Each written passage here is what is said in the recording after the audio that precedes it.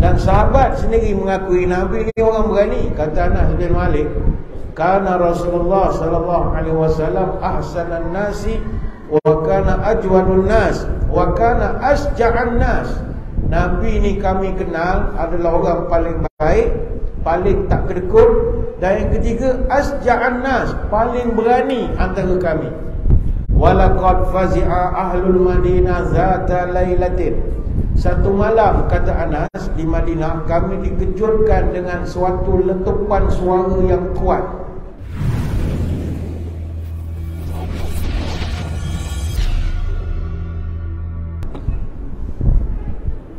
Assalamualaikum warahmatullahi wabarakatuh. Bismillahirrahmanirrahim. Alhamdulillahi hamdan katsiran tayyiban mubarakan fihi kama yanbaghi li jalali wajhikal karim wa li 'azimi sultani. Allahumma salli ala sayyidina Muhammad abdika wa rasulika nabiyil ummi wa ala alihi wa sahbihi wa sallim. Nawaitu ta'alluma wa ta'lim wa tazakkura wa tazkir wa naf'a wal intifa' wal ifadah wal istifadah wal hasa ala tamassuki bi kitabillah wa sunnati rasulih wa du'a ilal huda wa dalalah alal khair ibtigha'a wajhillah wa mardatihi wa qurbihi wa thawabihi. Allahumma inna nas'aluka fahman nabiyyin wa hifzal mursalin wa ilhamal malaikatil muqarrabin.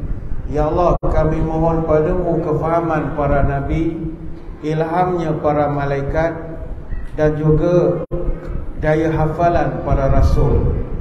Allahumma aghnina bil ilmi wa zayyinna bil hilmi wa akrimna bit taqwa wa amilna bil afiyah ya arhamar rahimin. Ya Allah, kayakan kami dengan ilmu-Mu, hiasilah kami dengan kelembutan, muliakan kami dengan takwa, cantikkan kami dengan sihat wal afiat. Terima kasih yang berusaha tuan pengacara majlis. Yang saya hormati para pegawai, ahli jantan kuasa dan sukarelawan Surau Al-Muttaqin RSK.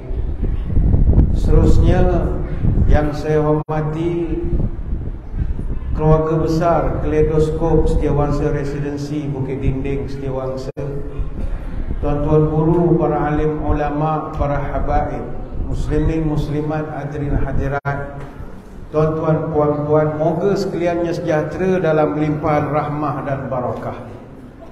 Saya dahului dengan penyataan tahmid kesyukuran atas pertemuan pada malam ini, dan seterusnya dapat kita bertatap muka bagi kita berkongsi satu tajuk seperti yang disebutkan tadi, iaitu Rasulullah sallallahu alaihi wasallam pembela kebenaran.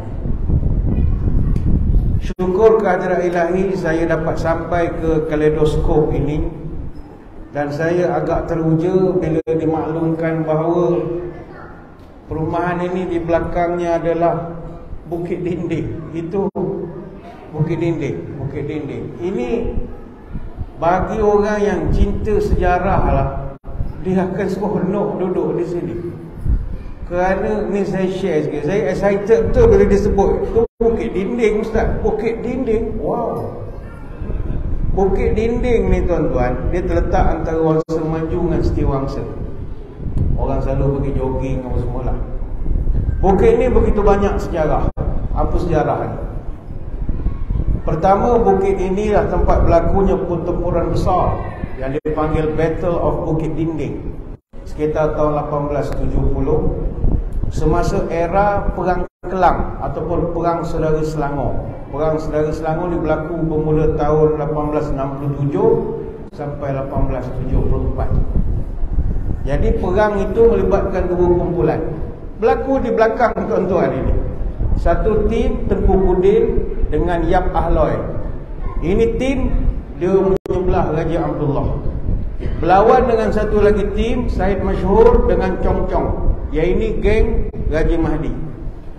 Jadi pertempuran di belakang ni Bukit Dinding ini merebak sampailah ke Hulu Kelang dan juga sampai ke Setapak. Jadi inilah lokasinya di belakang ni, the Battle of Bukit Dinding, the Forgotten War of Perang Kelang. Salah satu daripada siri peperangan dalam Perang Kelang yang orang dah agak lupakan. Dulu Selangor ini negeri berperang, sama macam saya orang Pahang, negeri berperang. Dulu di Selangor dia bergaduh antara Raja Abdullah bin Raja Jaafar dengan Raja Mahdi bin Raja Sulaiman. Jadi Raja Abdullah ini dia bermusuh dengan Raja Mahdi, puncanya kerana merebut Kelang asal usulnya.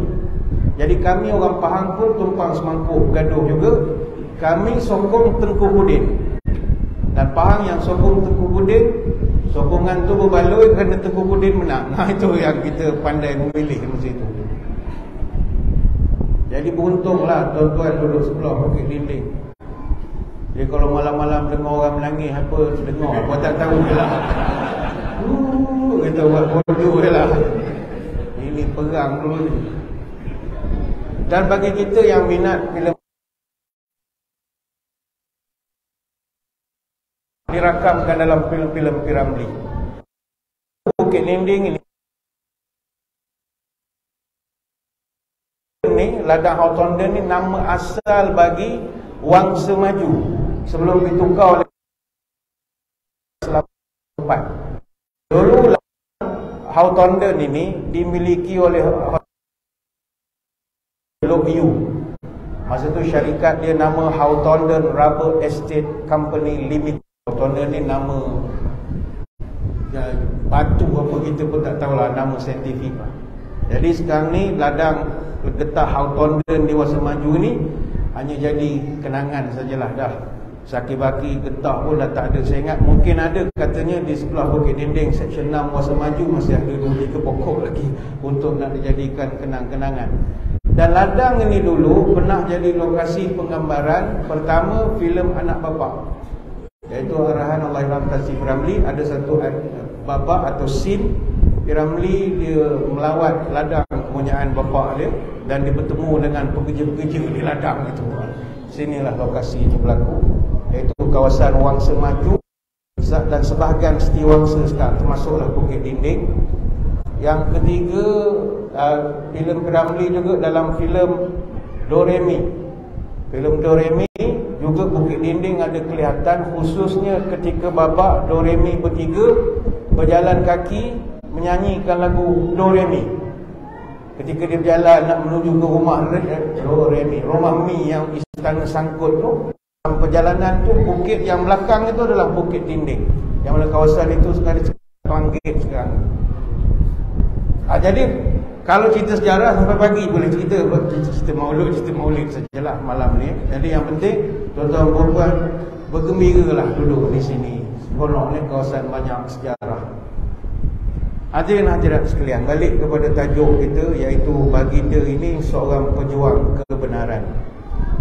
Hadirin hadirat sekalian, sepanjang sejarah sememangnya Nabi SAW ini adalah seorang pejuang sejati, seorang benar-benar pejuang. Baginda menjalankan tugas tahan beragas, menjalankan amanah tahan dilapah, menjalankan yang hak tahan diinjak, menunaikan janji tahan dikeji, membela umat tahan dikerat, membela agama tahan binasa, membela negeri tahan mati, tahan berhujan mahu berpanas, tahan bersusah berpenat lelah, tahan berlenjin tak kering kain, tahan berteruh sepepak telur, tahan bersesudung sepepak tanjung, tahan berbagan sepepak hutan, tahan bertumang berbedak agang, tahan berkain sehelai sepinggang, tahan hidup berkalang leher, tahan mati berkalang tanah, tahan berhaus mahu berlapar, tahan merapah semak beluka, rela beralah dalam menang, rela berpenat menegakkan syariat, rela terkebat membela umat, rela binasa membela agama. Ini sifat Nabi kita. Dan Nabi kita memang sentiasa berada di hadapan dalam perjuangan untuk menegak dan membela kebenaran. Dan hanya orang yang memiliki keberanian saja yang boleh berada di barisan hadapan untuk menegakkan kebenaran. Keberanian ini adalah syarat utama. Siapa berani, dia terpuji. Siapa penakut akan hanyut. Apa tanda Islam sejati? Di jalan Allah berani mati. Apa tanda anak jantan? Hidup mati atas kebenaran. Apa tanda manusia terpuji? Pada yang benar dia berani. Apa tanda manusia berani? Musuh datang dia menanti. Apa tanda manusia berani? Mengelak musuh pantang sekali. Wahai pemuda bijak lestari, pakai olehmu sifat berani. Bulatkan tekad, teguhkan hati. Di jalan Allah tempatmu mati. Wahai pemuda intan di karang, sifat berani hendaklah pegang. Pantang anak jantan berbalik belakang, bercawan ekor dalam gelanggang. Wahai pemuda kuatkan iman, pakai olehmu sifat pahlawan. Berani tidak membilang lawan, takut melanggar pantang larangan. Nabi ni kata para ulama, dia ada daimus syaja'ah. Dia punya keberanian sentiasa ada. Dia macam kita ada masa berani, ada masa dah. Macam tuan-tuan di sini, ada masa duduk rumah seorang, okey. Ada masa penakut sangat. Nak pergi surau pun takut. Seram dalam jalan nak pergi surau. Ada hari kita berani, artinya kita ada hari okey, ada hari tak okey. Nabi kita daimus syaja'ah, sentiasa berani. Sebab Nabi ni dia ada tiang keberanian dia. Kata ulama, tiang keberanian Nabi ni pertamanya baginda ni al-iman bil ghaib. Dia sangat beriman dan percaya akan kewujudan benda-benda ghaib. Dan dia sangat percaya, yakin kepada pertolongan Allah. Dia yakin ada malaikat kiri kanan yang bantu dia. Nah, ini kita tak berapa yakin. Macam kita kan kalau nak berjalan, kita selalu sangka kita berjalan travel seorang. Tidak, kita ada malaikat kiri kanan.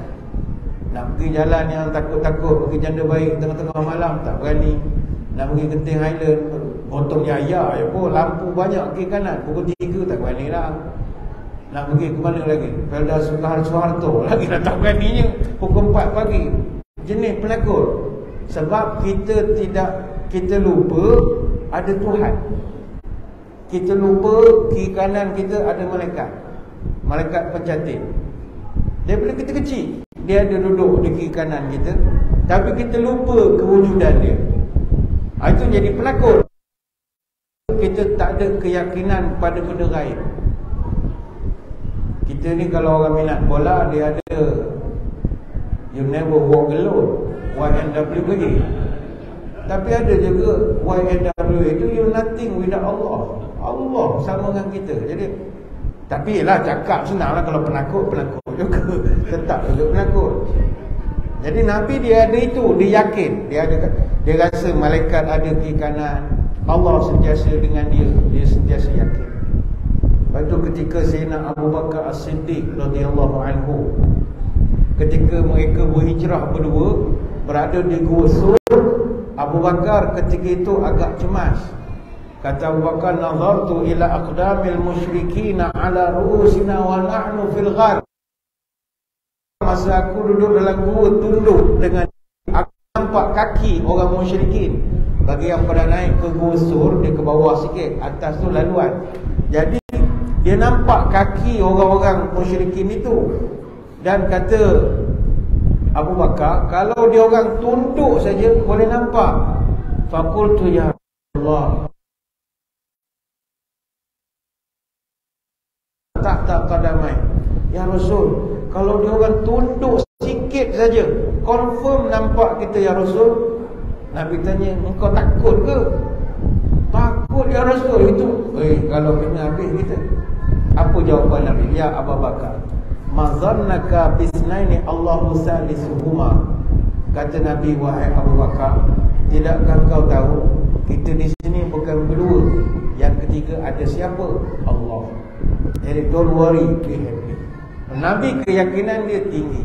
Jadi orang ada keyakinan ini, dia boleh.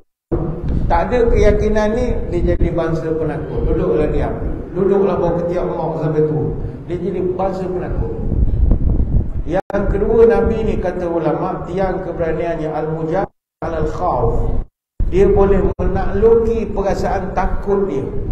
Walaupun Nabi ni tidak adalah pasukan yang kuat masa di Mekah, tapi kerana dia tak ada takut, Dia berjuang, dia menentang segala kesaliman, menegakkan kebenaran tanpa rasa takut. Dan sahabat sendiri mengakui Nabi ni orang berani. Kata Anas bin Malik, kana Rasulullah sallallahu alaihi wasallam ahsanan nasi wa kana ajwadun nas wa kana asja'an nas. Nabi ni kami kenal adalah orang paling baik, paling tak kedekut, dan yang ketiga asja'an nas, paling berani antara kami. Walaqad fazi'a ahlul Madinah zata lailatin. Satu malam, kata Anas, di Madinah kami dikejutkan dengan suatu letupan suara yang kuat. Jadi famtalaqan nasu qibala saus. Kami semua keluar beramai-ramai dari rumah tengah malam mencari mana datang bunyi yang menakutkan itu. Fatalaq Allahi raji'an waqad sabaqahum ila sauti. Sedang kami keluar dari rumah memikir apa datang bunyi daripada mana, tiba-tiba dari jauh kami nampak Nabi baru balik menyiasat bunyi itu datang daripada mana. Waqad sabaqahum ila saut. Rupa Nabi dah pergi dulu dah. Bunyi saja Nabi pergi dulu. Bayangkan berani tak berani. Contoh tuan-tuan duduk di kediaman ini, bunyi dekat sebelah ni bukit nenek.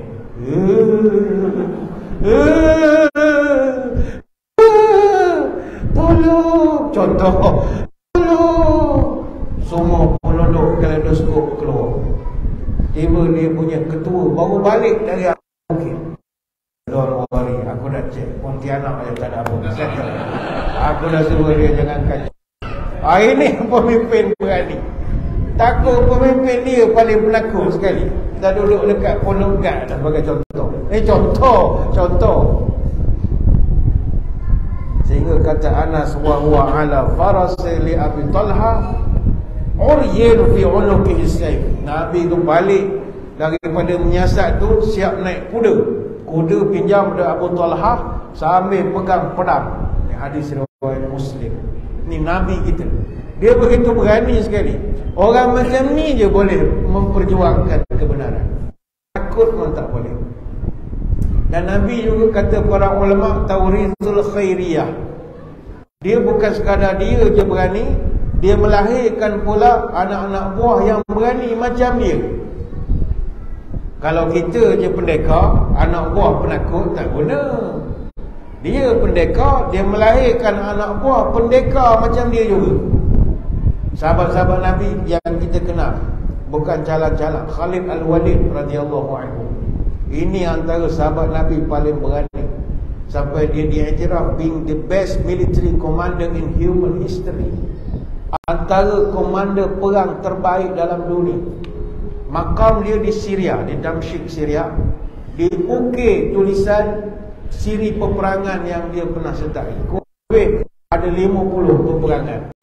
Cari general yang ada sekarang, berapa perang dia pernah pergi. Mana ada. Sebab sekarang zaman aman. Paling hebat pun zaman darurat, berapa perang pernah pergi. Operasi kecil-kecilan ada. Khalid Al-Walid 50 peperangan. Daripada perang ada 14 perang paling diingati. 4 perang di Semenanjung Arab, 5 perang dengan Sasanid di Iraq, ada 5 peperangan dengan Byzantine di Syria. Dia pernah kalah 240,000 tentera Byzantine dengan hanya 46,000 kekuatan tentera Islam. 14 orang jenderal musuh berjaya dia tamatkan riwayatnya dengan tangan kosong saja. Hebat tak hebat? Tempur tanpa senjata. Jenderal 14 orang musuh, dia kek gitu dia, tanpa senjata.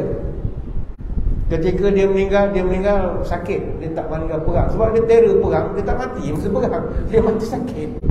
Kalau mati perang tu tak adalah terror sangat. Mati perang dia sebab dia terror, dia tak mati dalam peperangan.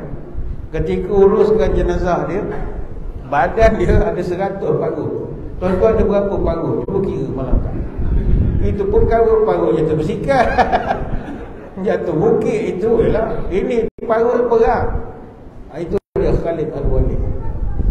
Siapa dia yang train dia jadi berani begitu? Nabi kita. Itu Nabi ni hebat. Dia melatih pula orang bawah dia jadi orang hebat. Khalid Al-Walid tu pula, dia hebat. Anak buah pun dia train jadi hebat. Tuan-tuan ingat tak cerita ada satu dialog antara Panglima Parsi. Panglima Parsi namanya Rostam Farrokhzad. Rostam Farrokhzad ni Commander-in-Chief of the Sassanid Persian Forces. Dia ni ketua pasukan atau panglima angkatan tentera Parsi. Di bawah pemerintahan dia ada 80,000 tentera dan ada 33 gajah perang. Sebelum nak perang orang Islam, dia panggil pasukan Islam berdialog, bincang. Maknanya kita ni betul nak perang ni, perang kos tinggi, belanja apa semua, kematian macam-macam. Kalau boleh bincang, kita bincang. Jadi dia panggil orang Islam bincang.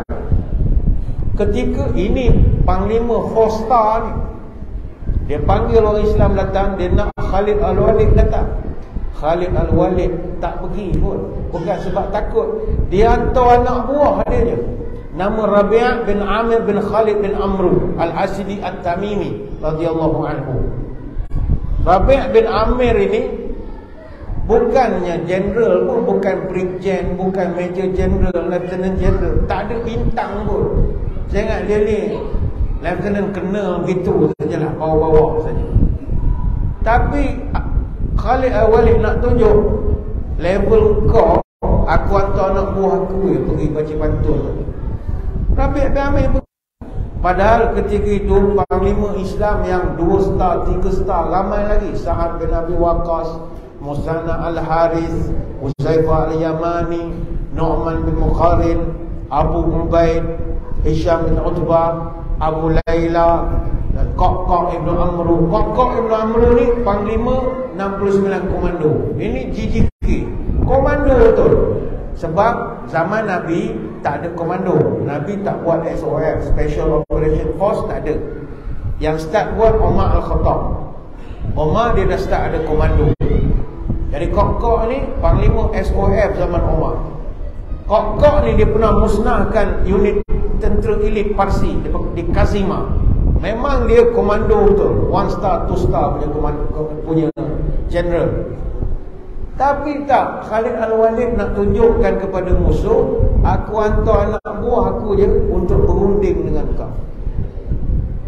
Panglima-panglima Parsi ketika itu memang respect betul lah. Nak Hormuz, Indra Zahur, Rostam Farrokhzad, Bahman Badu, Karans bin Karyans, Aqaq bin Qais. Ni semua panglima Parsi. Dia tengok satu orang tentera Islam datang pangkat rendah, berani berjumpa tentera panglima Parsi, semua kata orang Islam ni hebat. Dia punya succession plan dia hebat. Nabi turun pada sahabat, sahabat turun pada bawah-bawah. Ini menyebabkan boleh berjuang kebenaran. Dia punya succession plan-nya bagus. Kita kan banyak organisasi jabatan kerajaan misalnya ataupun syarikat-syarikat swasta, disebabkan tak ada succession plan, hancur gitu je lah company ataupun jabatan. Sebab ketua pengarah rasa tak ada orang boleh ganti. Betul Pak pencet pasambung. Sebab dia tak buat succession plan. Dia merasakan anak buah dia lebih bodoh daripada dia. Dah macam Nabi tak, dia buat succession plan. Aku tak ada, esok kau ganti. Dan ganti. Itu hebatlah Nabi kita. Di tempat kita tak ada pahlia dia. Timbalan dia semua mati awal semua. Tak boleh potong langsung. Pada timbalan dia nampak orang tu bertukar-tukar orang. Tak ada, dia rasa tak boleh ni. Tak, engkau tak buat succession plan, mana tak boleh.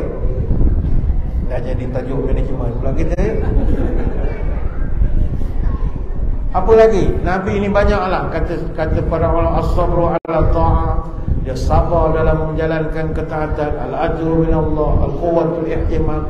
Pendek kata, Nabi kita memiliki satu resepi yang lengkap untuk menjadi seorang pejuang kebenaran yang sempurna. Namun tuan-tuan sekalian, kalau kita melihat dalam Quran pula, ini special. Dalam Quran, Allah Ta'ala pula menggariskan ciri-ciri pejuang kebenaran. You kalau nak jadi pejuang kebenaran, you mesti ada ciri-ciri ni. 1, 2, 3, 4, 5. Allah sendiri letakkan.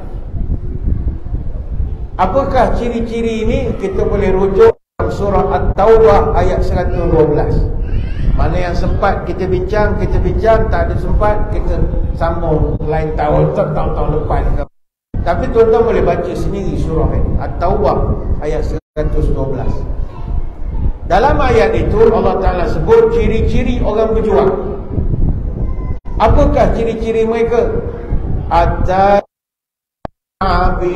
al-hamidun as-sa'ihun al-raki'un as-sajidun al-amruna bil-ma'rufi wal-nahun 'anil munkar wal-hafizuna li hududillah wa basyiril mu'minin.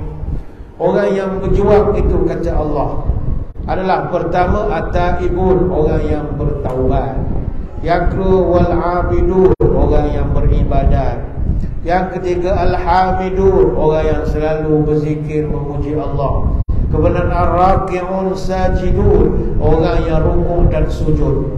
Al-amiru bil ma'ruf, orang yang membuat kebaikan dan mencegah mungkar. Those who enjoy what is right and forbid what is wrong. Itu sifat orang berjuang. Dan orang itu those who observe the limits set by Allah.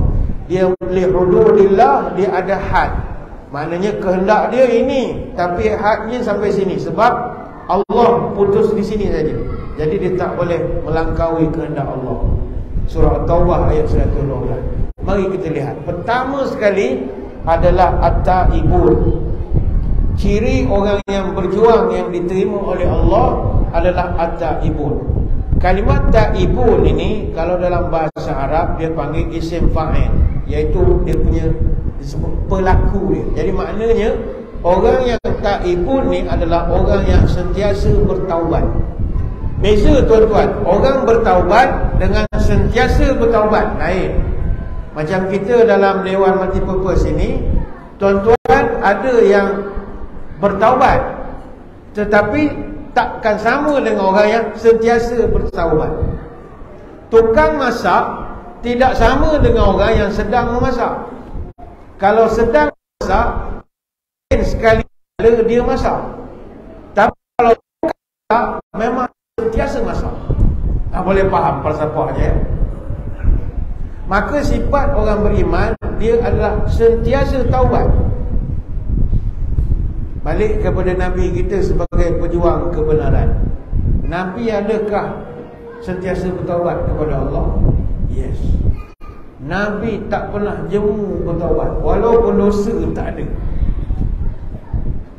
Kadang orang heran, Nabi ini dia bertaubat, dia ada dosa ke tidak? Dia begini, Nabi tidak ada dosa, tapi ada beberapa perkara yang dapat teguran, dia taubat. Sebab manusia dia tak lari daripada kesalahan. Kullu bani Adam khata'. Setiap orang kalau dia keturunan anak Adam, dia mesti buat salah. Wa khairu khata'ina at-tawwabun. Dan yang terbaik di kalangan yang buat salah adalah orang yang bertaubat. Baik, dalam konteks Nabi kita, kata Abu Hurairah, wallahi inni la astaghfirullah wa atubu ilaihi fil yaumi aktsaru min 70 marrah.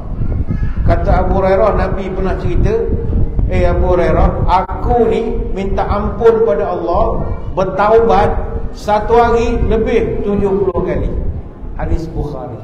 Rupanya Nabi dia bertaubat tiap-tiap hari istighfar tak kurang pada 70 kali. Ini hadis riwayat Bukhari. Baginda sentiasa minta ampun kepada Allah. Dalam keadaan biasa pun Nabi minta ampun, apalagi kalau pernah ditegur oleh Allah.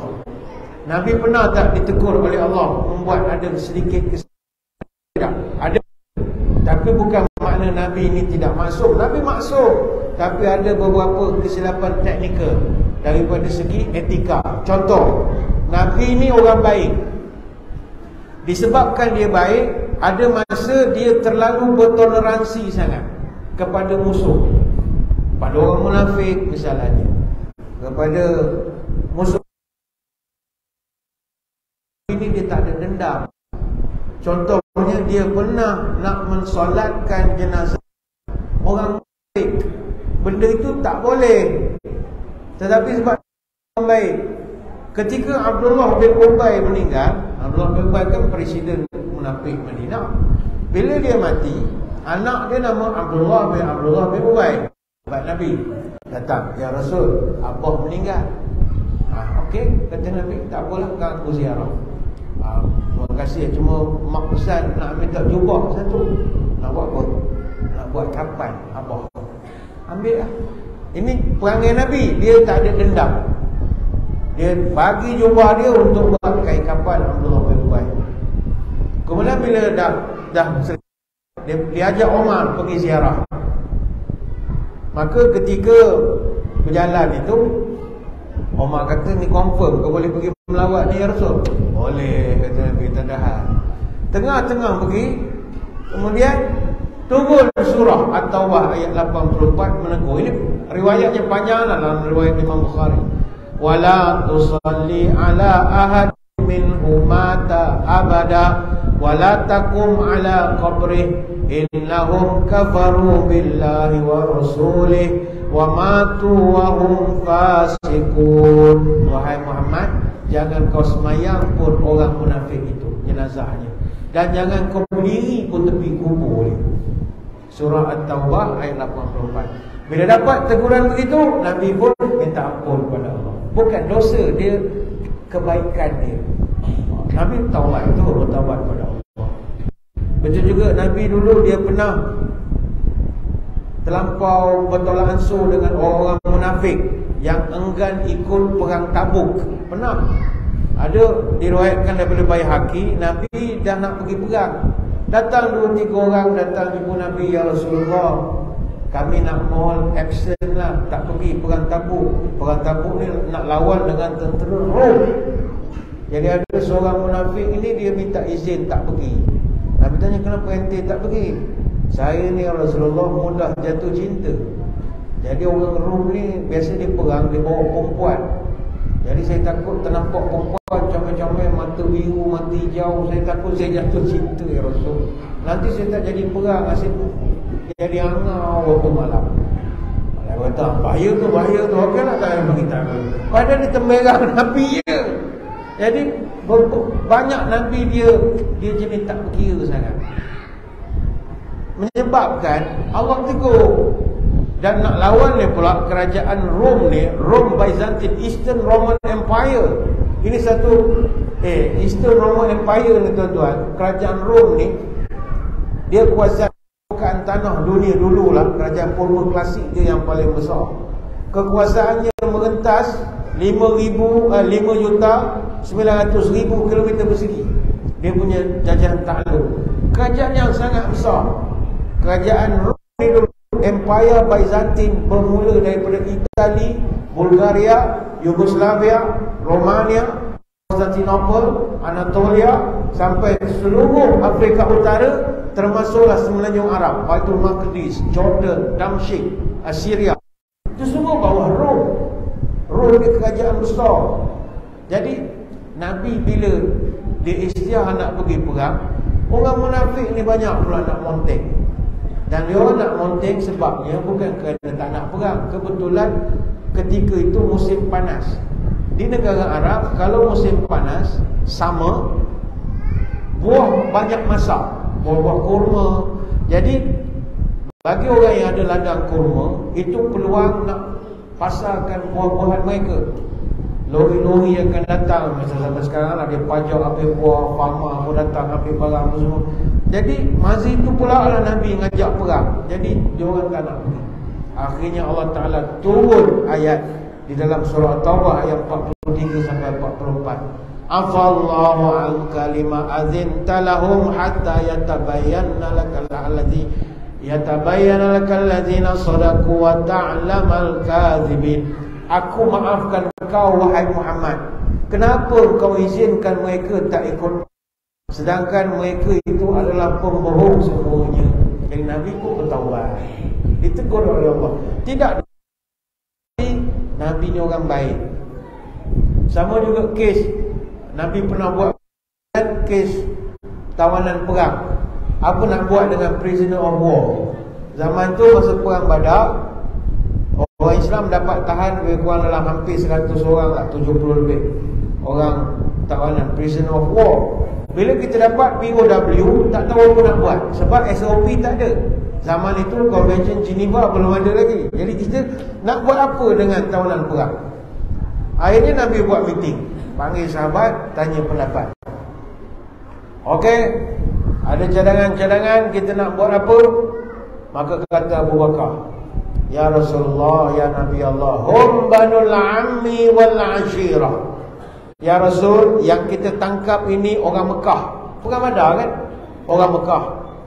Semua tu buat gabak sedara kita. Ya Rasulullah, saya orang Mekah, tuan orang Mekah ni semua orang baik ya Rasulullah. Ara an ta'khudh minhum fidyah. Saya cadangkan kita ambil denda saja ya Rasulullah daripada mereka. Qul lana quwwatan 'alal kufar. Dengan perolehan daripada denda tu boleh kita gunakan beli aset baru, ketenteraan, latihan dan sebagainya. Dan yang lebih bagus lagi, fa'asallahu an yahdiyahum lil Islam. Mudah-mudahan kita buat baik kepada tahun jadi minat pula pada Islam ya Rasul. Saya cadangkan begitu ya Rasul. Nabi kata, okey, good idea. Ada cadangan lain? Umar Al-Khattab angkat tangan. Ya Rasulullah, saya ada cadangan ya Rasul. Apa cadangan yang tak? Kita bunuh je semua ya Rasul. Simpan buat apa? Nak simpankan penjara lagi, nak bagi makan lagi 4 kali sehari. Dia punya hakam nak cek lagi. Banyak cerita lah ya Rasul. Kan tak ikut spek semua, langgar PBB punya convention lah. Serabut bunuh. Ada contoh-contohnya ayat. Bunuh ya Rasul. Banduan lagi untung duduk penjara. Makan kenyang-kenyang. Ayam, ikan. Tanya orang yang pernah jadi mantan banduan. Makan sedap-sedap. Ni contoh-contoh bukan ayat Umar. Begitu. Jadi ya Rasul, kita bunuh je. Apa nak simpan-simpan? Kalau tuan-tuan duduk dalam meeting itu, tuan-tuan sokong pendapat Umar ke pendapat Abu Bakar? Bagi kita yang orang baik-baik, kita akan sokong Abu Bakar. Abu Bakar punya pendapat bernas. Kita kenakan denda, suruh family di Mekah bayar denda. Dengan duit tu nanti kita guna beli pedang, senjata baru, hantar training apa semua. Dan dengan kita buat baik, orang tu masuk Islam. Jadi kita nampak cadangan Abu Bakar lebih rasional. Maka Nabi pun majoriti setuju pendapat Abu Bakar. Kalau itu okeylah, kita kenakan denda saja. Ketika Nabi buat keputusan itu, turun surah Al-Anfal ayat 67. Allah tegur Nabi. Maka nali nabiyyin ayyakuna lahu asra hatta yuzkhina fil ardi. Tak sepatutnya Nabi menyimpan tawanan sebelum dia melumpuhkan seluruh musuhnya di muka bumi. Surah Al-Anfal ayat 67. Nabi ditegur kerana simpan POW. Jadi cadangan siapa yang betul? Cadangan Umar Al-Khattab yang betul. Jadi Nabi pun minta maaf. Dia taubatlah kepada Allah. Dia taubat seorang Nabi. Dan pernah satu kes lagi Nabi bertaubat. Kes ni kes rumah tangga. Kita semua dah rumah tangga kan. Nabi pun ada satu kes dengan isteri dia. Aisyah radhiyallahu anha cerita. Kata Aisyah, Rasulullah sallallahu alaihi wasallam yashrabu asalan inda Zainab binti Jahsh wa yamkuthu indaha. Kata Aisyah, ini dia akan gilirkan isteri-isteri dia. Salah seorang isteri Nabi namanya Zainab binti Jahsh. Jadi Nabi tidur di rumah Zainab. Zainab ni pula kata Aisyah, dia ada satu tabiat. Bila Nabi tidur rumah dia, dia jamukan Nabi ni dengan madu. Dia banyak stok madu. Jadi dia bagi Nabi makan madu lah. Jadi satu hari Aisyah dengan Hafsah radhiyallahu anha dia sepakat, kali ni kita prank Nabi, kita kenakan Nabi. Nak prank macam mana? Gini. Dia kan kalau pergi rumah Zainab, dia suka makan madu. Kata Hafsah, gini. Kalau kita jumpa dia, kita perkenakan dia, kita beritahu dia madu dia bau busuk. Sebab Nabi ni dia sensitif dengan bau busuk. Dia tak boleh. Kalau benda-benda yang berbau ni, Nabi memang tak boleh tolerate. Sebab dia kena on call 24 jam stand jumpa malaikat. Sebab Nabi dia tak boleh jumpa malaikat dalam keadaan berbau. Malaikat kan tak boleh bau. Fainal malaikata tata'azza mimma yata'azza minhu banu Adam. Malaikat dia tak boleh tahan bau busuk. Bau rokok ke, bau ian ke, bau terpoyak ke, dia tak tahan. Sebab itu surau masjid tak sepatutnya buat program yang ada bau tak bagus. Contohnya, ni contoh program kendurian, itu tak boleh. Niat bagus, sponsor, tapi durian bukan makanan yang bagus untuk aroma bau. Kalau durian bau dia bagus, hotel dah lama benar akan bawa durian balik ke bilik.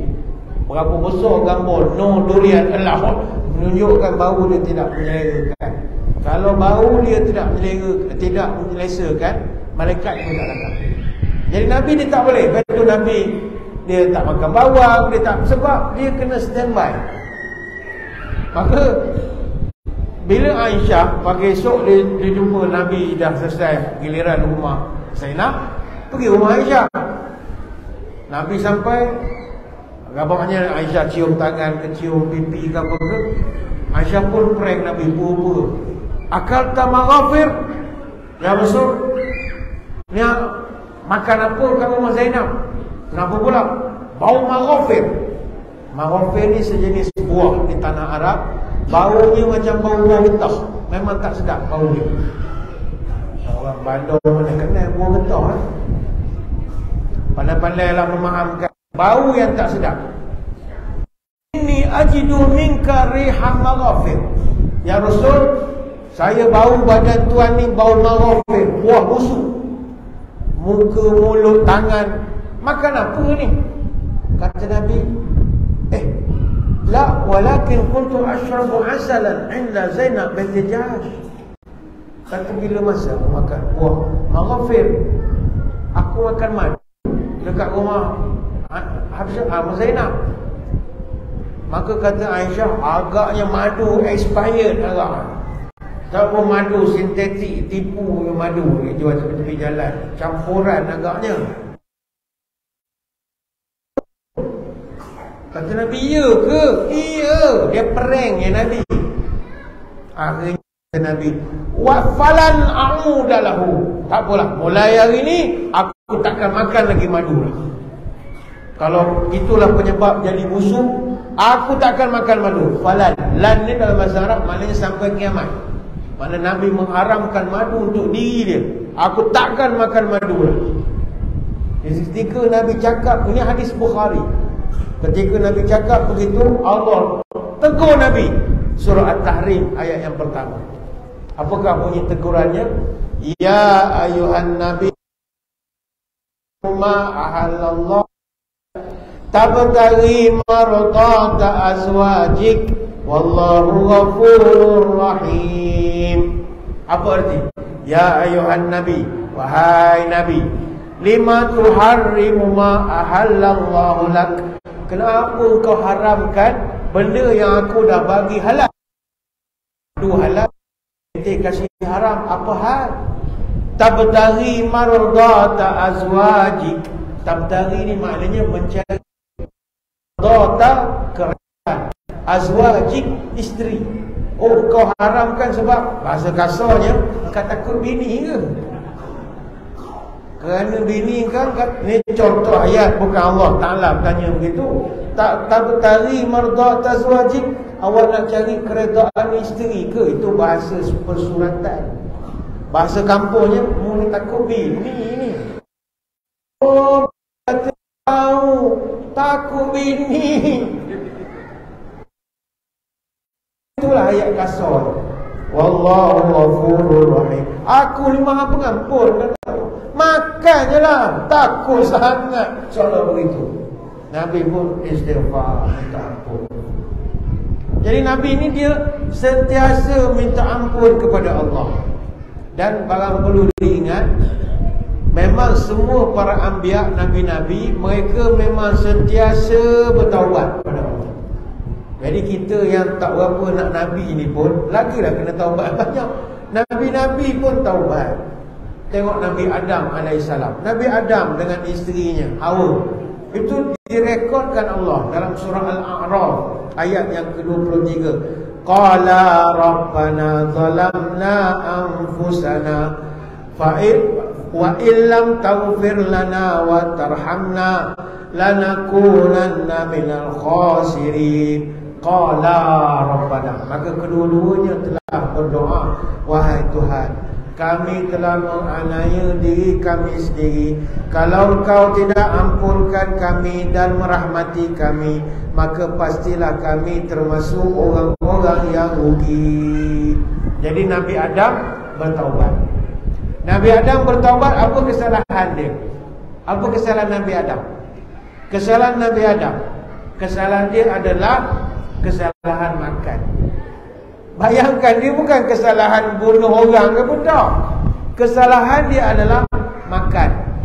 Sebab itu memberi pelajaran kepada kita. Ingat, moyang kita dulu diturunkan daripada surga. Kesilapan dia mudah saja kerana tak jaga makan.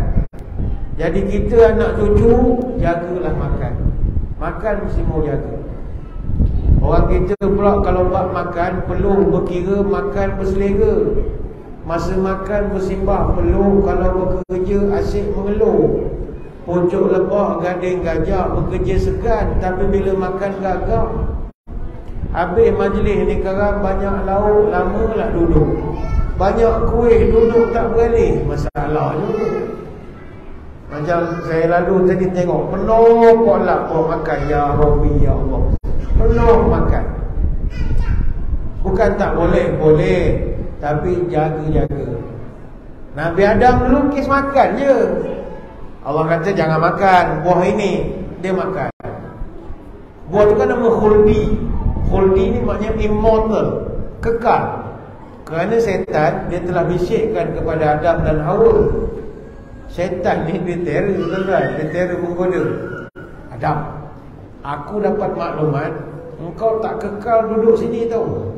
Surga ni kau tak lama, kau akan kena reject macam aku juga. Jadi kalau kau nak kekal sini Adam, kau makan itu buah. Buah yang Tuhan tak bagi kau makan. Sebenarnya kalau kau makan, kau kekal sini. Itu dia tak bagi kau makan. Ni setan dia pandai. Benda rasuah boleh jadi sedekah. Dia punya mainan. Ni setan punya kerja, tuan-tuan. Ya, rasuah tu tak apa, halal, sedekah. Dia boleh menempelin. Ini setan. Jadi bayangkanlah dia lain pula tajuk kita kan. Saya tak perasan kan orang tengok video kan ada pula mengecam. Lupa isu pula. Cerita lain. Arak tu haram, tapi dia boleh tukar kepada arak itu sebagai sosial. Kita campur dengan orang. Ini permainan setan. Laki dengan perempuan tak boleh terlampau bermesra-mesraan sangat. Tapi setan dia kata, alah tak apalah, kita manusia, hubungan mesti mau rapat. Ini setan punya modus operandi. Jadi dia boleh beritahu kepada Adam, kau makanlah ini buah. Buah ini kau makan, kau makan. Tapi Adam ni dia istiqamah. Dia tak apalah, Tan, panggil Tan je lah setan. Tan, aku, kalau Tuhan kata tak boleh, tak boleh lah. Ini dia firm. Tapi setan dia tak putus asa. Dia goda setiawa. Kau makan ni buah. Kau tahu tak kau dengan laki kau tak kekal duduk sini. Kalau kau makan, you immortal, you kekal sampai bila-bila. Orang perempuan lebih mudah untuk diajak lah berunding benda gini. Macam tuan-tuan tengok gosok lah. Kita tengok biasa je. Belilah kuali ni sangat bagus. Kita tengok, okey, tak ada. Tapi orang perempuan tak, dia tengok dia ada keterusan nak beli. Tapi disebabkan dia tak apa dah, dia akan goda tuan untuk beli. Bang, belilah bang, ini bagus, saya nak masuk. Tadi kita pun tak nak beli lah. Tapi Yalah. Berapa? Kita pun tertipu lah. Biasanya begitulah. Jadi setan goda. Hawa goda Adam. Kau makanlah. Jelah aku ajak laki aku. Dia begitulah. Bang, makanlah lah. Mula kita rugi pun sebiji. Takkan Tuhan nak makan. Dia terhebat. Mesti ampun esok settle lah. Dia malas nak serabut. Bini tanya hari-hari. Makanlah. Sebenarnya malas nak makan sebenarnya. Yalah ambil sebiji. Makan. Lekat di tekok. Sampai sekarang kan orang lelaki ada tanda di sini. Halkum ini sebagai ingatan kita bahawa moyang kita dulu pernah salah makan. Jadi tuan-tuan pun bila makan kena ingat ini ada petanda di sini. Ini cerita. Yang saya bawa ni bukan tafsir ulama, tidak. Jadi tafsir Israiliyat. Israiliyat ni tafsir dari agama lain. Sebab Adam and Eve ni seluruh agama ada watak dia. Kristian ada, orang Yahudi ada, orang kenal. Jadi dia ada satu versi tafsir, dia panggil tafsir Israiliyat. Zaman Nabi tafsir gini dah wujud. Sahabat tanya Nabi, tafsir Israiliyat ni boleh percaya ke ya Rasul? Sebab yang cerita orang Kristian, orang Yahudi, cerita hampir sama. Dia punya naratif dia. Jadi apa prinsip Islam dalam mendengar Israiliyat? Dengar boleh, tak dengar pun boleh. Mana tuan-tuan percaya boleh, tak percaya pun boleh. Tak ada masalah. Dia panggil tafsir. Dia bukan cerita karut, tafsir yang versi lain. Jadi yang saya bawa ni tafsir Israiliyat. Tuan-tuan boleh percaya, tuan-tuan boleh tak percaya. Nabi Adam makan, lekat di tekak. Tuan-tuan boleh percaya, tuan-tuan boleh tak percaya. Siti Hawa makan juga. Dia geram, dia ambil 2 biji. Makan, lekat juga tak tahu di mana. Balikkan tuan-tuan cek. Ini Israiliyat. Jangan percaya, boleh percaya, boleh tak percaya. Lekat juga. Jadi bila kita makan kan kena ingat taubat Nabi Adam. Nabi Nuh alaihissalam pernah taubat. Masa bila dia bertaubat? Masa tu Allah rekodkan dalam surah Hud ayat 47. Qala rabbi inni a'udzu bika an as'alaka ma laysa li bi ilm wa illa taghfirli wa tarhamni wa akun minal khasirin. Dan Nuh telah berkata kepada Tuhannya, wahai Tuhanku, aku berlindung kepada Engkau daripada sesuatu yang aku tidak faham hakikatnya. Sekiranya Engkau tak ampunkan aku dan tidak kesian padaku, nescaya aku termasuk orang-orang yang rugi. Surah Hud ayat 47. Nabi Nuh pernah bertaubat. Kenapa Nabi Nuh bertaubat? Nabi Nuh bertaubat sebab dia minta Allah selamatkan anak dia. Anak dia tak dengar cakap. Dia dakwah, anak dia tak pernah ikut ajaran dia. Jadi Tuhan turunkan banjir besar. Bila Nabi Nuh tengok anak dia terkapai-kapai tengah air banjir itu, Allah rekodkan dalam surah Hud ayat 45. وَنَادَى نُوحٌ رَبَّهُ فَقَالَ رَبِّ إِنَّ بَنِي مِنْ أَهْلِي وَإِنَّ وَعْدَكَ الْحَقُّ وَأَنْتَ أَحْكَمُ الْحَاكِمِينَ. Wahai Tuhan, itu anak aku dari darah daging aku. Janji Engkau benar, wahai Tuhan. Engkaulah sebijak-bijak hakim yang menghukum dengan seadil-adilnya. Maknanya Nabi kata, ya Allah, tolonglah anak aku ni, pakailah pengecualian. Yang lain biarlah mati, anak aku kasih selamat, ya Allah. Tapi Allah Ta'ala tegur Nabi Nuh. Qala ya Nuh innahu laysa min ahlik. Wahai Nuh, itu bukan family engkau, itu bukan lagi anak engkau. Innahu amalu ghairu salih, sebab dia buat perkara yang tak bagus. Fala tas'alni ma laysa laka min ilmin. Dan jangan engkau doa kepada aku sesuatu yang kau takkan tahu akibatnya nanti. Jangan minta. Kalau dapat esok akibatnya kau akan menyesal. Di surah Hud ayat 46. Nabi Nuh pun minta ampun kepada Allah. Sorry ya Allah, aku minta ampun. Sebab dia lah seorang bapa kan, anak dia terkapai-kapai, dia belas hati dia. Apa lagi? Nabi Ibrahim alaihissalam, Allah rekodkan taubatnya dalam Quran. Rabbana ighfirli wa liwalidayya wa lil mu'minina yawma yaqumul hisab. Wahai Tuhan, ampunlah aku, ampunlah ibu bapaku dan sekalian orang beriman pada hari terjadinya hari kiamat nanti, Allah. Surah Ibrahim ayat 41. Kenapa Nabi Ibrahim taubat kepada Allah? Ini banyak riwayat. Nabi pernah cerita kepada Abu Hurairah radhiyallahu anhu. Nabi Ibrahim ini ditegur oleh Allah kerana dia pernah berbohong. Jarang kita dengar ada Nabi berbohong.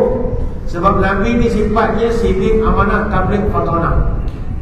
Sekali macam mana pula ustaz boleh cakap Nabi-Nabi ni ada seorang pernah bohong?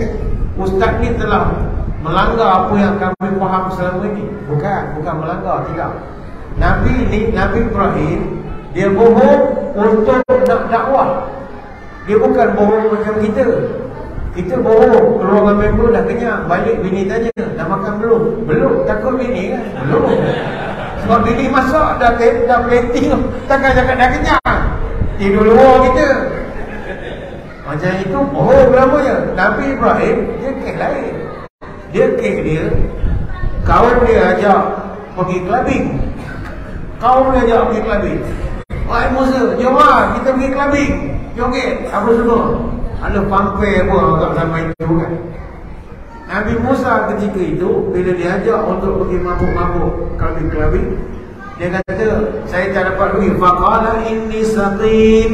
Itu Allah rekodkan dalam surah Safat ayat 89. Minta maaf tuan-tuan, saya tak boleh join. Kenapa kau tak boleh join?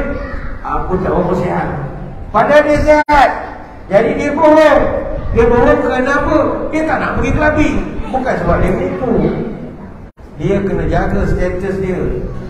Jadi ingat, ustaz-ustaz bukannya nak buat kerja tak senonoh. Orang ajak pergi pampai, pergi clubbing, jadi tak boleh. Mereka je layan. Tak sihat ke, tahun ke apa ke patut. Supaya jaga kedudukan kita. Jaga kedudukan kita. Jangan, Nabi Musa dia jaga betul. Bohong lah. Begitu juga ketika dia memecahkan patung-patung. Dia ni berani masa muda berjuang kebenaran. Dia hancurkan patung-patung orang sembahan Namrud zaman itu. Jadi ketika dia pecahkan patung, pagi esok raja cari dia. Kata, Ibrahim, ni kerja kau bukan aku lah. Dia dah bohong padahal dia. Habis kalau bukan kau siapa? Qala bal fa'alu kabiruhum hadha. Dalam surah Al-Anbiya ayat 63, Nabi Ibrahim kata yang buat ni patung yang besar. Malam tu Nabi Ibrahim bawa kapak, dia pecahkan patung semua. Kapak tu dia letak dekat tangan patung besar. Jadi pagi tu bila nak semayang, tengok patung kecil semua itu. Bila Namrud tanya siapa buat, patung besar buat. Apa kau tuduh patung besar tu kapak dekat dia? Pada kapak tu Ibrahim letak malam tadi. Kalau tanya apa pula patung besar, patung yang kecil. Begini tuanku, patung kecil ni baru kerja, tapi macam nak tunjuk pandai. Yang sini ramai lagi, kira 48, 50, 54. Dia baru 41, dia dah tunjuk jadi sangat. Jadi yang lain tu sakit hati, bunuh awal-awal. Tu dia cara dia tuanku. Jadi Namrud rasa, takkanlah patung dia boleh pukul patung lain. Dia nak bergerak pun tak boleh. Macam mana pula dia mengetuk yang lain? Checkmate lah. Nabi Ibrahim kata, tuanku dah tahu dia tak boleh bergerak, sembah buat apa? Dia dorong jatuh sekarang baru. Nak sembah buat apa? Sembahlah Tuhan yang sebenar. Oh, kau kena ngaku lah. Itu ya Nabi Ibrahim. Jadi bukanlah dia bohong. Dia nak mengenakan kepada raja ni. Tapi dia tetap bertaubat. Sama juga Nabi Musa. Nabi Musa dia pernah bertaubat kepada Allah. Kesnya dia pukul satu orang, pukul orang tu mati. Nabi Musa. Baik, Nabi Musa terkenallah doa minta ampun daripada Allah. Anta waliyuna faghfir lana warhamna wa anta khairul ghafirin. Waktub lana fi hadhihi dunya hasanatan wa fil akhirati inna hunna ilaik. Wahai Tuhan, Engkaulah yang memimpin kami, ampunilah kami, rahmatilah kami. Engkaulah sebaik pemberi ampun. Tetapkan untuk kami kebaikan di dunia dan di akhirat. Sesungguhnya aku bertaubat kepada Engkau. Surah Al-A'raf ayat 155 sampai 156. Apa sebab Nabi Musa taubat? Kes tadi, dia masuk ke kota Memphis. Dia dapati dalam kota itu ada dua orang sedang bergaduh. Satu dari golongan Bani Israel, keluarga dia. Satu daripada musuh dia, keturunan Firaun. Jadi puak dia minta tolong. Musa, tolong aku. Orang ni daripada keluarga Firaun nak pukul aku. Fawakazahu Musa faqada alaih. Allah rekodkan dalam surah Al-Qasas ayat 15. Nabi Musa masuk campur, dia hayul satu penumbuk, faqada alaih. Meninggal orang. Punyalah dia terror, penumbuk sulung dia, meninggal orang. Ini Mike Tyson, Mak Ali tak ada ilmu ni tuan-tuan. Mike Tyson kalau ada ilmu ni TKO semua orang. Satu hayul meninggal, satu hayul meninggal. Nabi Musa satu hayul mati orang. Faqada alaih, mati orang. Qala hadza min amal syaitan. Bila orang ni dah mati, orang yang kubur semua kata, Musa habis, tak tahu mati. Ini saudara Firaun, ambil kau. Hadza min amal syaitan. Bukan aku, ini syaitan punya kerja. Ini setan. Innahu azim mudhillul mubin. Setan sudah masuk campur hal kita. Nabi Musa sudah panik. Surah Al-Qasas ayat 15. Yang ceritanya tuan-tuan boleh baca dalam Quran. Nabi Musa dah mengaku kesilapan, dia pun bertaubat kepada Allah. Nabi Daud pernah bertaubat. Fastaghfara rabbahu wa kharra raki'an wa anab. Faghfarna lahu dhalika wa inna lahu 'indana lazulfa wa husnu ma'ab. Allah rekodkan Nabi Daud minta ampun kepada Tuhannya dengan bersujud, dengan bertaubat. Kenapa Nabi Daud minta ampun kepada Allah? Sebabnya ini panjang. Ceritanya diabadikan dalam surah Sad ayat 22 sampai 24. Jadi ceritanya ada dua malaikat dalam tafsir.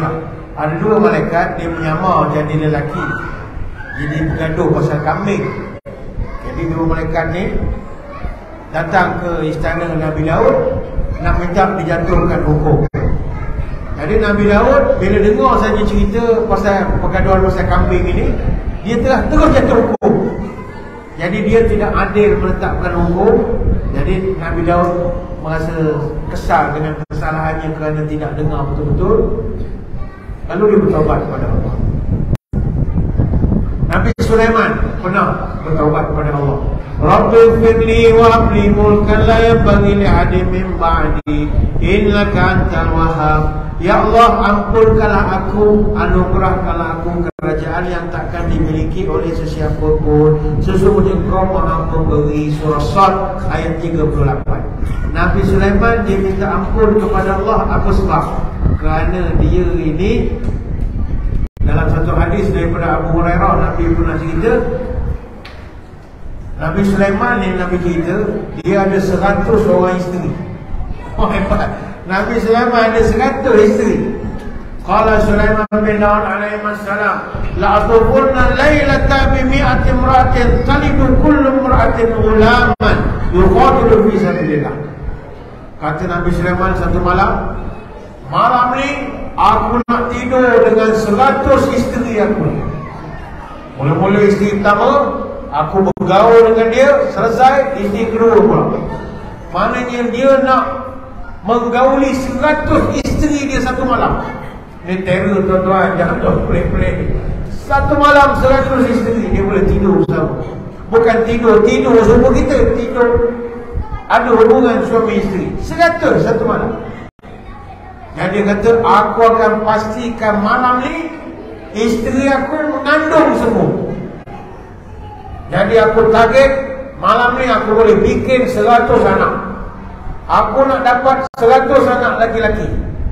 Biar 100 anak aku ni nanti boleh berjuang pula fi sabilillah, jadi tentera. Nabi Sulaiman punyalah power. Faqala lahul malaku qul insyaallah. Kata Nabi, bila Nabi Sulaiman cakap begitu, datang malaikat. Ampun tuanku, jangan lupa cakap insya-Allah. Nabi Sulaiman sekejap, aku tengok cakap. Dengar sini. Aku malam ni aku nak bikin 100 anak. Kau jangan main dengan aku. Kata malaikat, ampun tuanku, jangan lupa cakap insya-Allah. Sekejaplah, aku tak boleh cakap begini. Ya, aku nak bikin 100 anak. Kata malaikat, ampun tuanku, insya-Allah jangan lupa. Falam yakul wa nasiya. Kata Nabi, malaikat dah peringat 2-3 kali. Akhirnya Nabi SAW lupa nak cakap insya-Allah. Fa'atafa bihinna wa lam talib minhunna. Malam tu dia bersama dengan 100 isteri dia.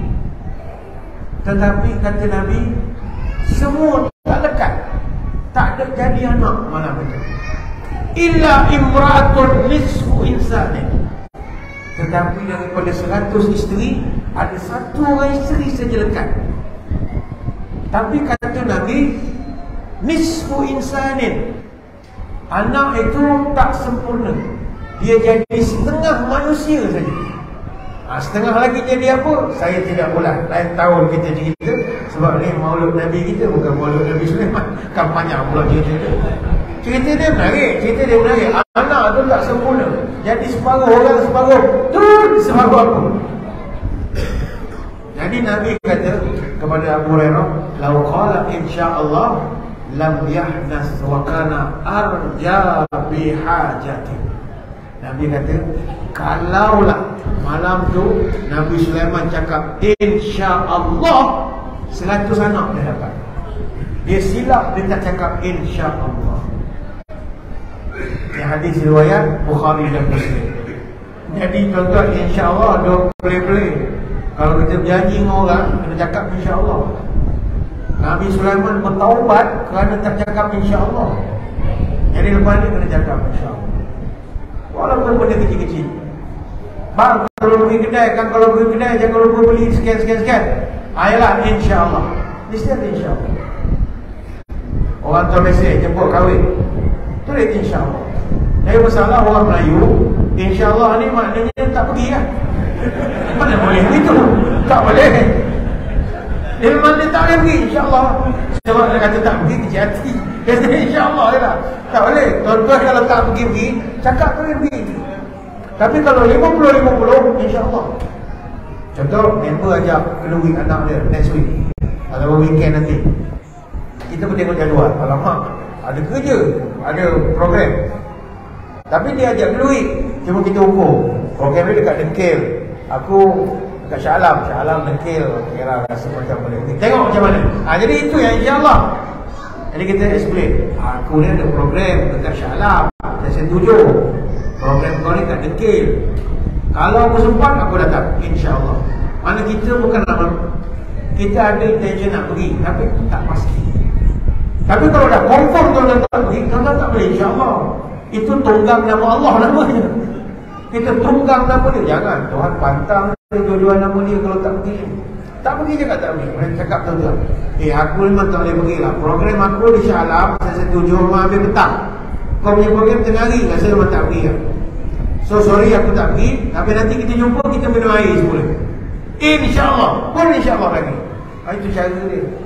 Kalau salah pun memang kena taubat. Kena taubat. Jadi balik kepada tadi, seluruh Nabi-Nabi bertaubat. Seluruh pejuang kebenaran bertaubat. Maka tanya diri kita malam ni, adakah kita sendiri daripada orang yang sentiasa minta ampun? Kenapa Allah Ta'ala suka orang minta ampun? Innallaha yuhibbut tawwabin wa yuhibbul mutatahhirin. Aku cinta kepada orang yang suka bertaubat, orang yang selalu membersihkan diri. Di surah Al-Baqarah ayat 220. Ini ciri pertama pejuang kebenaran dalam Quran. Ciri kedua ni saya ingat ciri yang terakhir lah. Dia ciri tu ada banyak, tapi saya ingat ciri kedua sajalah malam ni. Sebab saya tengok tuan-tuan pun makin layu dah, mata nampak kan. Anak-anak pun dah makin mengganas dah nampaknya. Dia lagi malam ni kan tak tidur pula kita. Makanan pun dah sejuk, makro tuan-tuan kan tak baik. Yang kedua yang terakhir, ciri pejuang kebenaran, al-abidun. Apa makna al-abidun? Ni sekali lagi isim fa'il. Maknanya bukan sekadar ibadat, tapi sentiasa ibadat. Maka kalau dalam konteks Nabi kita sallallahu alaihi wasallam, itu ibadah, no doubt about it. Nabi semayang panjang. Kalau semayang sunatnya luar biasa. Nabi semayang sunat, tuan-tuan, sahabat kata panjangnya luar biasa. Kata Uzaifah Al-Yamani, ini hadis riwayat Al-Hakim dan juga An-Nasai dalam Sunan Kubra. Nabi satu rakaat saja dia boleh baca 3 juzuk. Satu rakaat dia baca Alif Lam Mim Dzalikal Kitabul La Raiba Fihi Hudal lil Muttaqin. Surah Al-Baqarah tu dia baca komplit 286 ayat. Satu rakaat. Surah Al-Baqarah tu ada 3 juzuk. Ada 6,221 kalimat. Dia baca dalam satu rakaat. Kemudian habis Baqarah, kata Uzaifah, aku ingat Nabi nak rukuk. Dah, sambung pula Bismillahirrahmanirrahim. Alif Lam Mim. Allahu la ilaha illa huwal hayyul qayyum. Nazzala 'alaikal kitaba bil haqqi musaddiqan lima baina yadayhi. Disambung pula Ali Imran. Komplit baca 200 ayat, 2 juzuk. Mana dah 5 juzuk. Habis daripada Ali Imran, ingatkan rukuk, sambung lagi. Ya ayyuhan nasu taqu rabbakumul ladzi khalaqakum min nafsin wahidah. Sambung pula surah An-Nisa. Komplit 176 ayat. An-Nisa ada 3 juzuk. Maknanya Nabi satu rakaat baca 8 juzuk. Satu rakaat Nabi dia boleh baca 662 ayat. Ada orang boleh semayang macam ni? Tak ada. Tapi semayang sunat. Baik tu Nabi kalau bulan Ramadan, dia semayang sunat, kata sahabat, sampai bengkak kakinya kalau bulan Ramadan. Kita bulan Ramadan bengkak juga kaki. Tahu salah makan. Nabi bukan sebab makan, sebab bacaan panjang. Nabi semayang fardu pun panjang, tapi taklah panjang sampai orang pengsan, tidak.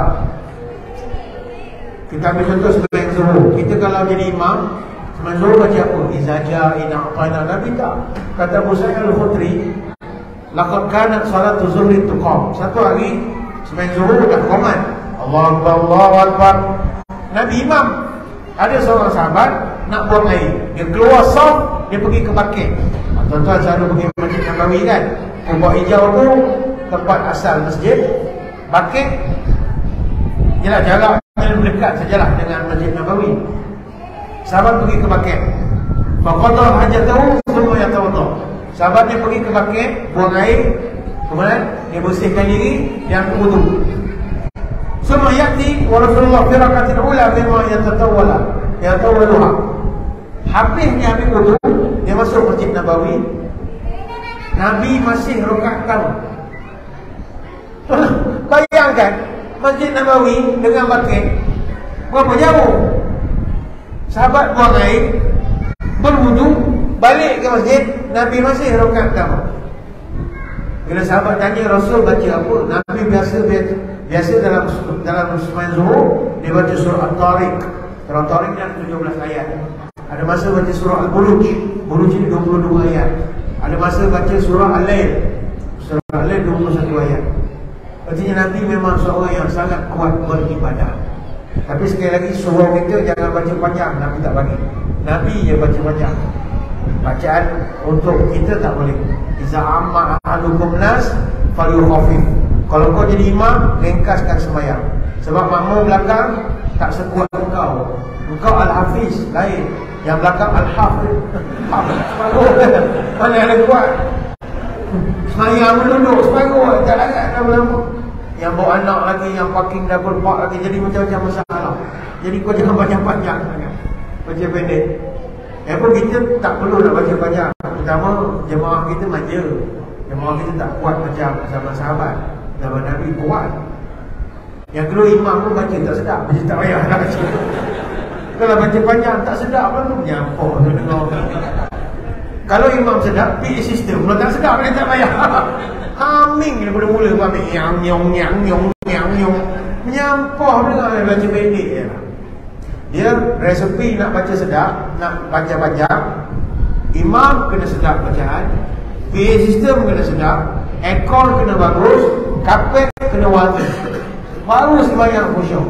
Tak ada benda ini, tak dapat. Bonus, imam good looking. Itu tambahan lah. Oh, imam kalau good looking, orang buat live. Orang belakang suka TikTok, buat tengok imam. Kalau imam muka pecah rumah, tak payah. Orang asyik batu, mula-mula batu. Orang kopi terima batu. Alhamdulillah, Allah. Alhamdulillahirrahmanirrahim. Apa dia orang. Jadi tak payah banyak. Jadi yang lain-lain tu saya ingat saya tak ulang lah tuan-tuan. Nampak dah gelisah, keluh besar. Yang lain nak mendukung anak, menyusul anak. Jadi saya ingat sekadar itulah dulu ya. Kita bicara tentang Nabi sebagai seorang pejuang kebenaran. Nak berjuang kebenaran ni mudah, semua orang boleh berjuang. Tapi nak menengok ciri-ciri yang sesuai dengan kehendak Allah, itu payah.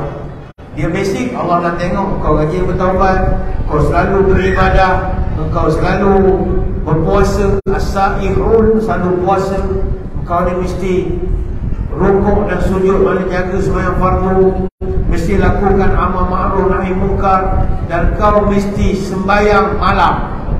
Sembahyang malam ni minta maaf memang kita tak buat lah. Nabi qiyamul lail tanpa gagal. Nabi qiyamul lail kalau dia tak buat, dia kotor pulang siang esok. Itu dia punya jaga sembahyang malam. Jaga sembahyang malam.